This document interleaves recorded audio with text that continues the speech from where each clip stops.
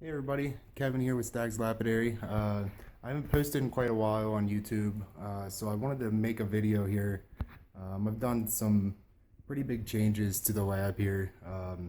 So main purpose for this video really is when I was setting up this lab, I had a hard time finding a lot of information online on how to set up a do-it-yourself lapidary lab. Um, and so I've kind of through trial and error worked out some good methods here to use for making cabs and bookends and doing some rock work. So just wanted to run through all the equipment and show you guys kind of how I set it up.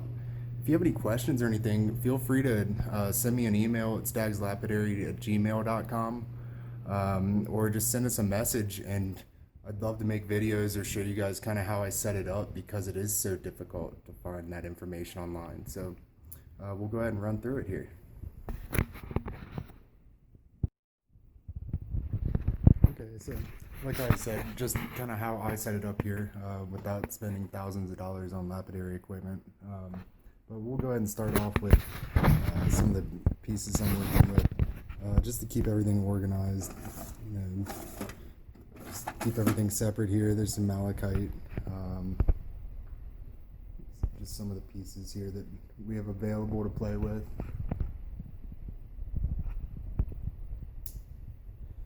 So coming over, here's the DOP station.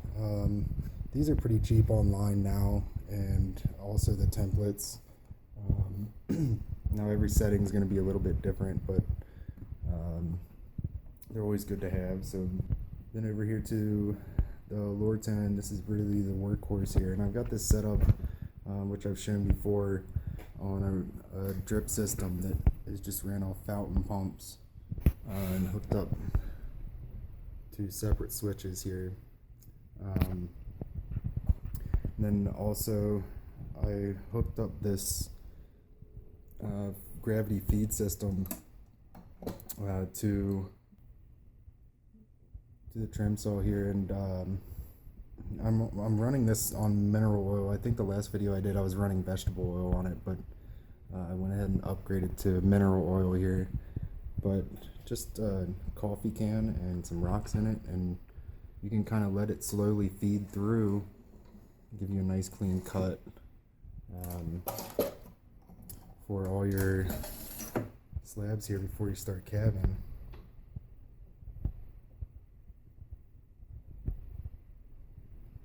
And then moving over, I've invested in quite a few more wheels, all different types of, mostly diamond wheels I'm using now.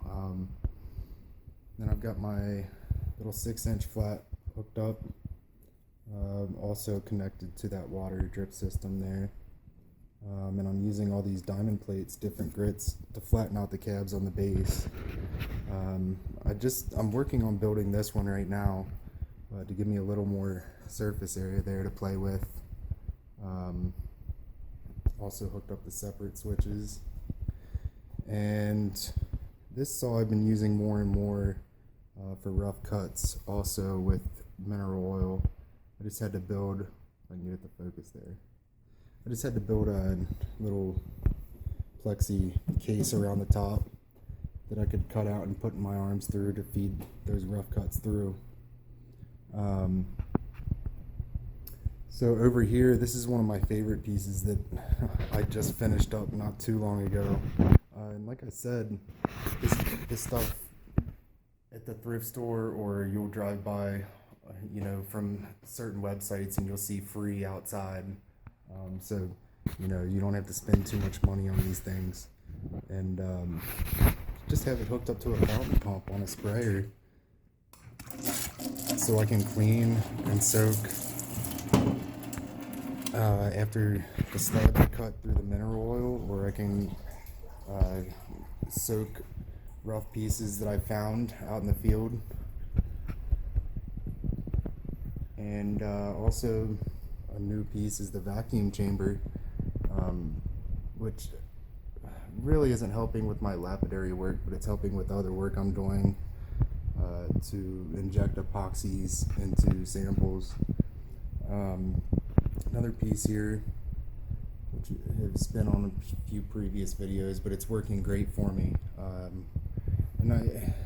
Just a little rotary tool, and I hooked up this copper line here, and it just runs on a gravity feed drip from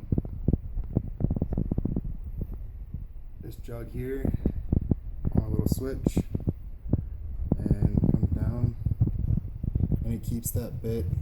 There's a diamond wheel on there right now, but if I'm drilling out a hole for a necklace or anything, I can use these diamond bits for that. And over to the polishing station, also ran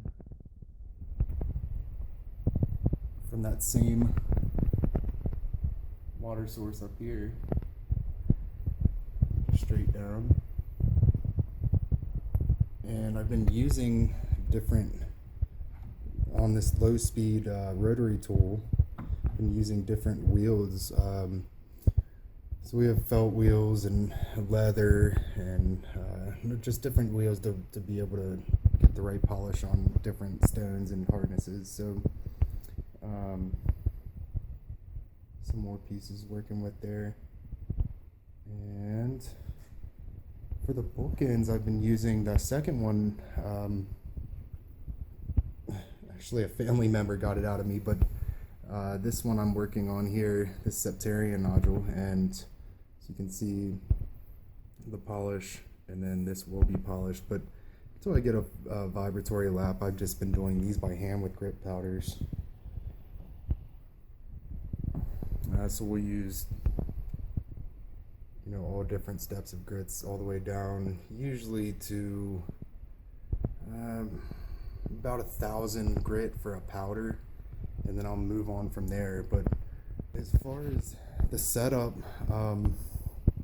it's working really great, and just the simple little cheap things you can do that runs, right now 5 gallons at a time is doing the trick. But I'm currently working on setting this one up to a bigger pump and running it off a 55-gallon drum to where it can have the whole system set up, running off of that. You don't use much water, but it's just a good setup to have, and it does the trick. So hopefully you guys like this video, and like I said, if you have any questions, send me a message, let me know, and I'd be happy to make some videos or show you guys kind of a step-by-step process for all you lapidaries out there that enjoy this stuff, but it's just way too expensive to be able to buy all this high-end equipment. So for now, we'll talk to you soon, and thanks for watching.